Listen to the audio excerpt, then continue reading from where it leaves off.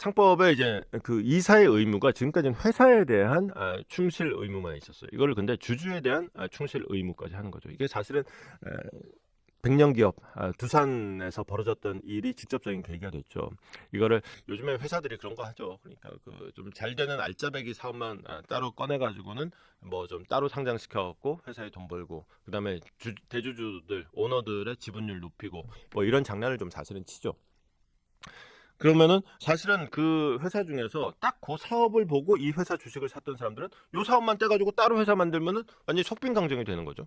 그러니까 주주들로서는 사실은 불만의 여지가 있어요. 그래서 그동안 했던 얘기가 뭐냐, 상법 개정은 이거는 경영권 방어에 너무 취약하다. 그런데 이게 문제가 어느 정도 있으니까 자본시장법 개정으로 좀 손을 보자, 이렇게 대안까지 나와 있어요. 근데 그 대안도 나와 있는 상황에서 굳이 상법 개정 아니면 안 된다고 하는 이 고집은 또 무엇인가? 여기서 이재명 대표가 그리고 민주당이 귀가 뚫린 사람이라면은, 자, 저는 다 얘기 드렸습니다. 이제 일단 그 기업 오너들 입장에서는 자본시장법 개정도 원치 않아요. 그것도 역시 경영권 방어에 좀 어려움이 있을 수 있다라고 얘기를 해요. 근데 상법 개정안은 정말로 치명적이다라고 얘기를 하는 것이고, 그리고 주주들, 소액 주주들 입장에서는 기업 오너들이 진짜 장난질 많이 치는 것도 사실이다라는 지적도 실제로도 있어요. 대한민국의 진짜 잘못된 관행, 문화 중에 하나는 돈 많은 사람들이 존경받지 못하죠. 그거는 닭이 먼저냐 달걀이 먼저냐인데, 이 문화 자체도 그렇거니와 사실은 기업인들이 좀 자초한 측면도 있어요. 모든 기업들이 그렇지는 않겠지만은 실제로 이 상법 개정 얘기가 나오게 된 몇몇 사례들은 실제로 있었던 것이고, 무책임한 오너들은 비난받아서 마땅하죠.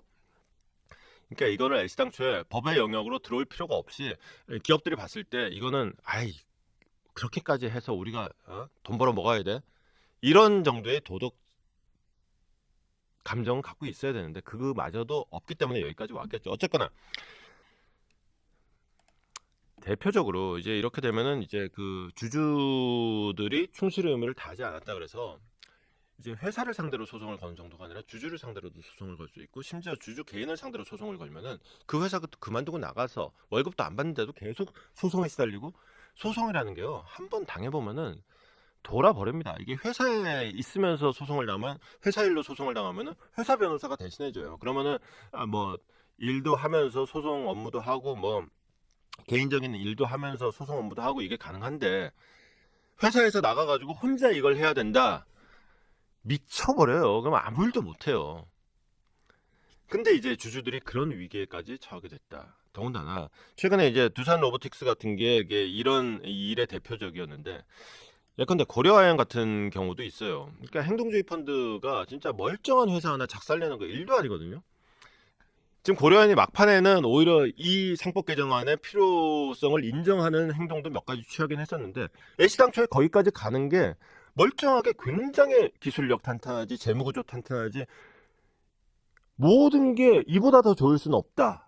의 기업 하나를 행동주의 펀드가 공격에 들어가면서 그냥 아주 작사를 내놨고, 마지막에는 그냥 무리수 던지다가 이제 주주들한테까지 지금 피해를 입히는 상황까지 오게 된 것인데,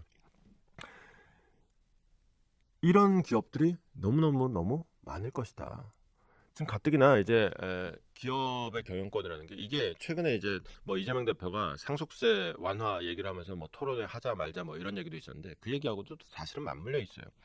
이게 행동주의 펀드가 이렇게 기승을 부리고 그냥 칼춤을 춰도 제어할 방법이 없는 게, 상속세를 내고 나면은 최초에 갖고 있던 주식에서 절반으로 뚝 잘라져요. 그 다음에 한 대가 더 내려가면 또 절반으로 뚝 잘라져요. 이 몇 번만 가면은 그냥 기업 망해요. 오죽하면은 뭐 하여튼 그렇게 되는 문제까지 같이 있단 말이에요. 그러다 보니까 이제 상법 개정안만은 막아달라 그랬는데, 이게 이 얘기입니다. 상속세를 내려고 발버둥을 쳤지만 그 끝은 폐업이더라. 이게 상속세 때문에 생긴 게, 그 한미약품 같은 게 그 상속세 때문에 생긴 거고 그런 거죠. 한미약품도 사실 굉장히 멀쩡한 회사였는데, 그 여긴 심지어 엄마하고 아들하고 싸우잖아. 그 아버지가 돌아가시니까 그 상속세 내야 되는 사람은 이제 배우자하고 이제 저기 자식들이잖아요. 그 배우자하고 자식하고 지금 싸우고 있는 이런 모양이 된 거죠. 어쨌거나 중요한 거는 이재명 대표가 진짜 이재명 대표의 말을 텍스트로 적어놓으면 진짜 아름다운 말들이 많아요. 무엇보다도 기업의 의견에 귀를 기울이겠다. 얼마나 좋은 말이에요.